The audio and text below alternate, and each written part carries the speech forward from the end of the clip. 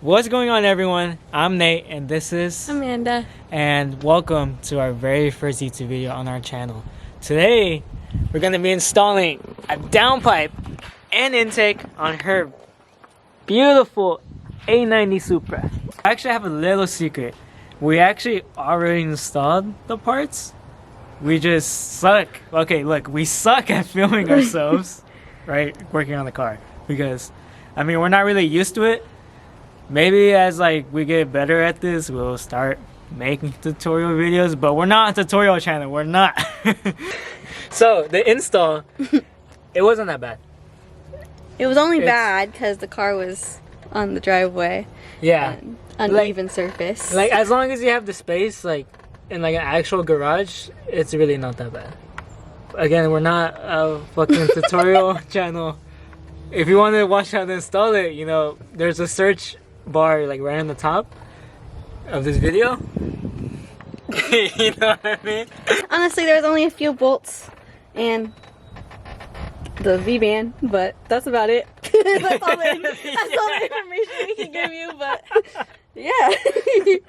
So, does downpipe and intake make a difference on your B58? I think that it made it more responsive. I noticed that when it's not in sport mode, that the gears would shift a lot faster. And obviously it was a little bit louder and more aggressive. But obviously I'm catted, so if you're catless, that's a different story.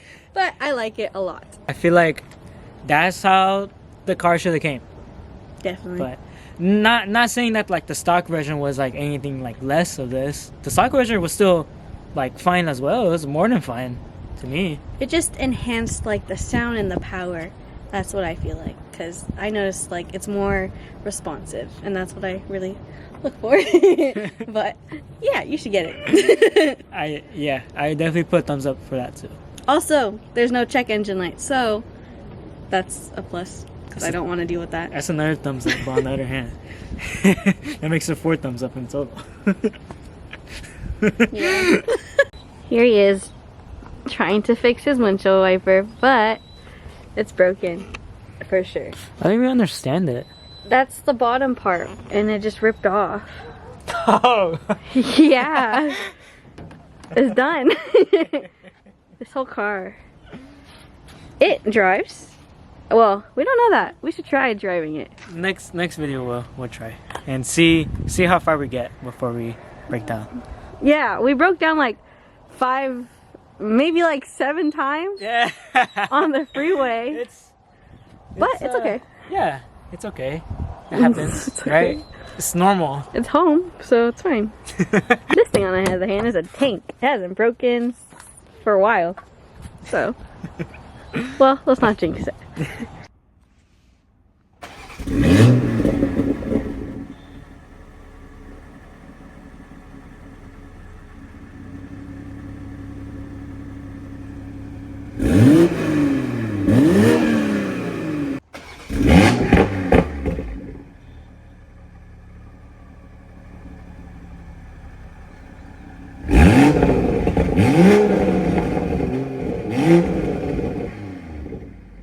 Let's take a quick break from the Supra and talk about my 350Z and what's going on. Why haven't I started it? Basically, the biggest problem right now, right? So some of you may know me personally and keep up with me on my Instagram. I have a 350Z swap 370Z, and what I mean by that is not just the motor, it's everything from a 370Z into 350Z. So I mean the ABS, the VDC, I'm trying to get the differential right now. I basically have a 370Z in a 350Z body. So it's been almost a year since I've started the swap, and I have 2 of every module that I could possibly need. The reason for that, right, is because sometimes I assume that these are used parts, so sometimes I assume that the used part is bad, so I order it again. Nothing. I still get the same outcome. I just recently changed out my IPDM module. There's that guy right there. And still, nothing. Nothing, man. I even have a nastily ECU and a stock ECU.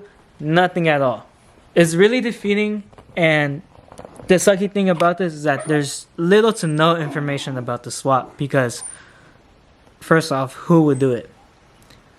Only me. Only me and this one other person and this other guy in Florida who just recently crashed their car. And that guy in Florida didn't even build the car himself. So, that was a no-go.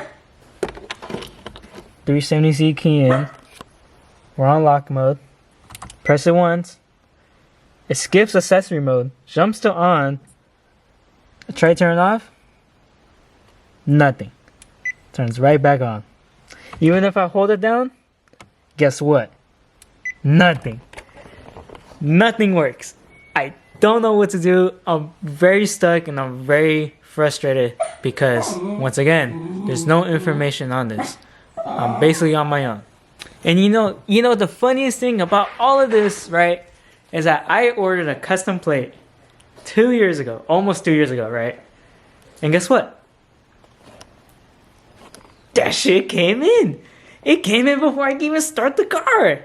If anyone out there that has a custom plate, you know how long it takes. It takes in between 8 months to 12 months, so anywhere above that, right? Mine took 2 years, and I still came and put it on because my car doesn't start now. And like, I don't even know if I even want to use this plate anymore because, guess what? 2 years later, I don't even like the wrap anymore. Some of you may wonder, is engine swapping your car a hard thing to do? Yes and no, right? It's only easy if there's a company out there that makes a harness specifically for your car. And it makes the mounts, makes custom drive shafts, everything for the swap for your car. That's when it gets easy. It only gets hard, right, when there's no information about it, such as what I'm doing. But my plans for engine swapping is not stopping with the 350Z. We also own a 240. A 240 that we're also going to engine swap and throw in the possibly throw in the same motor, the VHR motor, into 240. But we'll see.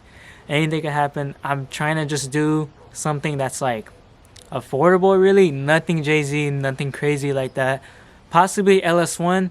LS1 would be cool. But I feel like it's in a way disrespectful to like the Nissan like heritage or whatever. So we'll for sure make a video about the 240 and the M3 because they are both beautiful chassis and we want to show off what they could do. But let's end off this video with some Mark V A90 sound clips.